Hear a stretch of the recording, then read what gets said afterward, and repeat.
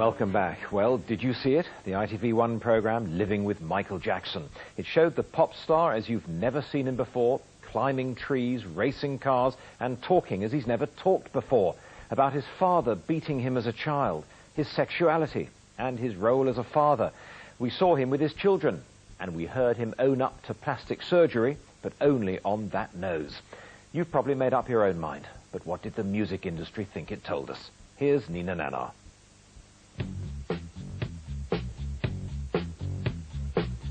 Michael Jackson, one of the most famous people in the world, had until now never allowed the world to see exactly how he lives. Tonight he offered an extraordinary insight into all aspects of his often controversial lifestyle. From the children's fairground he's built at his home Neverland to details about his childhood, he revealed just how hard life was with a father who drove his children to success. He practiced us with a belt in his hand, and if you miss a step, expect to be... And on his face and the accusations of extensive surgery. So when they say things like you've had implants in your cheeks, Oh, God. you've had a dimple made in your chin, you've had your lips enlarged, you've had your eyelids reconstructed, eyelids reconstructed. Stupid. None of it's true. None of it's true. He did later admit to surgery, but only on his nose. Even more controversial than his appearance is his relationship with his children. Their faces are always covered in public. Tonight we learned that the youngest son was born through a surrogate mother, and he talked about the notorious baby dangling incident. And they were chanting they wanted to see my child. So I was kind enough to let them see. I was doing something out of innocence.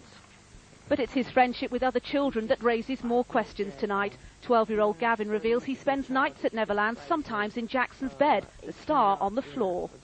But haven't you got a spare room or a spare house here where he could have stayed? Yeah, but no, yes, we are guest units, but whenever kids come here, they always want to stay with me. They never want to stay in the guest, and I have never invited them in my room.